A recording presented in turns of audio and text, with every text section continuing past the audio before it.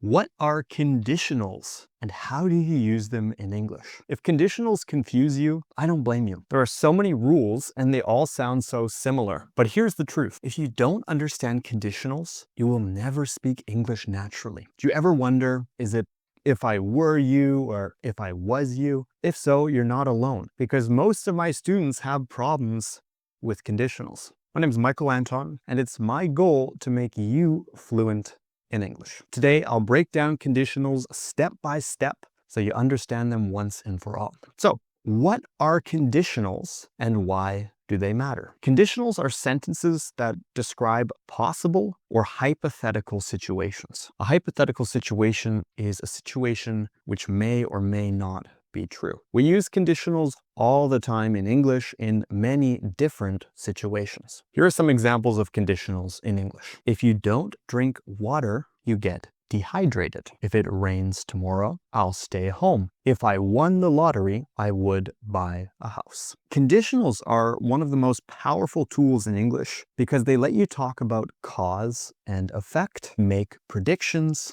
give advice, express regret, and more. They're everywhere, from daily conversations to business meetings. Once you understand how they work, your English becomes more natural and flexible. In English, we have the 0, first, second, and third conditionals. There's also something called the mixed conditional, but we'll talk about that another day. Do you know the 4 main conditionals in English?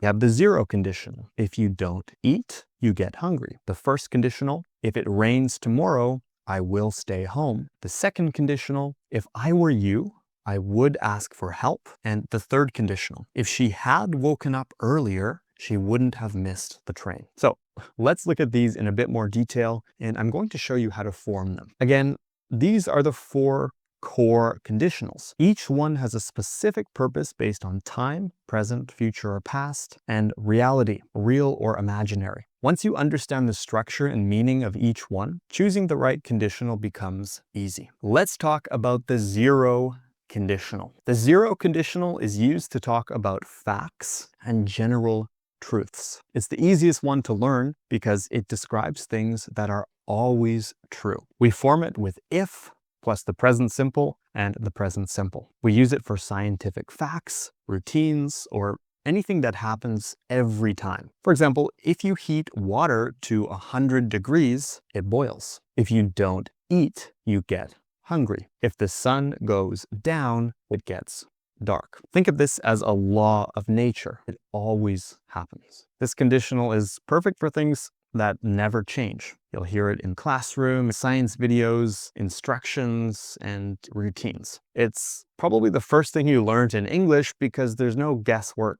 The structure is consistent and logical. Now, let's look at the first conditional, which helps you talk about the future. Do you know how to use the first conditional? The first conditional is used for real possibilities in the future. We form it with if plus the present simple and will plus the base verb. It's used for predictions, warnings, promises, and real situations that could actually happen. For example, if it rains tomorrow, I will stay home. If you study hard, you will pass the exam. If we leave now, we will catch the train. You can think of it as a logical consequence. If one thing happens, the other will follow. This is one of the more practical conditionals. You'll use it to make plans, give advice, and explain what might happen. Just remember, present simple after if, and will in the other part. This is one mistake I see all the time with the first conditional. Let's make sure we fix it. What's wrong with this sentence? If she will study, she will pass the test. Never say, if she will study. That's incorrect in the first conditional. You should never use will directly after if in this structure. The correct sentence is, if she studies, she will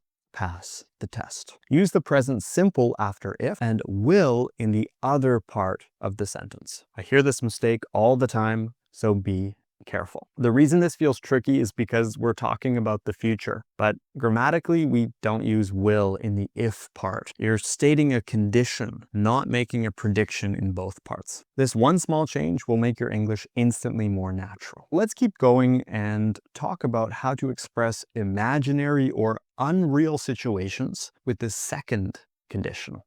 Before we continue, if this video is helping you, make sure to leave a like, comment, and subscribe to English at the Ready here on YouTube so you don't miss any future lessons. If you want to improve your English using your computer, your phone, and the internet, click the link in the description below to get my free fluency training where I teach you how to improve your English using modern technology. Now let's get back into the lesson and talk about the second condition. Look at this sentence. If I won the lottery, I would buy a bigger house. This is an example of the second conditional. The second conditional is not about real life. It's about imagining. We form it with if plus the simple past and would plus the base verb. We use it for hypothetical or unreal situations in the present or future. For example, if I won the lottery, I would buy a mansion. If I were you, I would ask for help. If we had a bigger house, we would invite more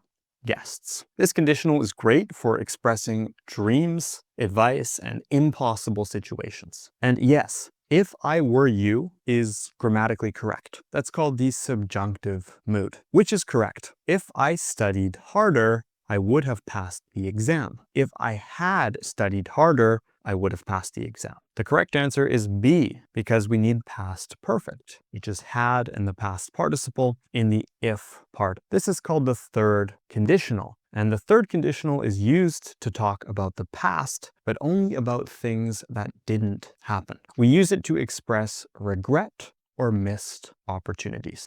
We form it with if plus the past perfect and would have plus the past participle. Again, it's used to talk about things you regret, past mistake, or a what if situation. For example, if I had studied harder, I would have passed the exam. If she had woken up earlier, she wouldn't have missed the train. If we had brought an umbrella, we wouldn't have gotten wet. So those are the first four conditionals. It's a lot of information to process at once. So how can you remember all of these forms? Here are 3 steps to memorize conditionals so you never forget them. Step 1, listen for conditionals in real conversations. Pay attention to how native speakers use conditionals naturally. Step 2, speak using conditionals in real life. Try using one conditional in your daily conversations every single day. And step 3, write short stories or journal and make sure to use conditionals in your writing. For example, if I had $1 million, I would travel the world. If you don't practice, you won't memorize these conditionals. But if you use conditionals every day, you'll never forget. Learning grammar rules is helpful, but using them is what makes them stick. By practicing conditionals in your speaking, in your writing, and listening, they become part of how you think, not just something you memorize. I hope you found this video useful. If you did, let me know in the comments which conditional you find the most useful or the most difficult. Don't forget to subscribe to English at the Ready here on YouTube so you don't miss any future lessons. If you want to improve your English for free, you can watch my free fluency training where I teach you how to improve your English using your computer, your phone, and the internet. Again, click the link in the description below to watch the training. If you want to study English with me in live classes, then make sure to join the English at the Ready Club. The link to learn more about the club is in the description below. I hope you found this video useful, and I'll see you in the next lesson.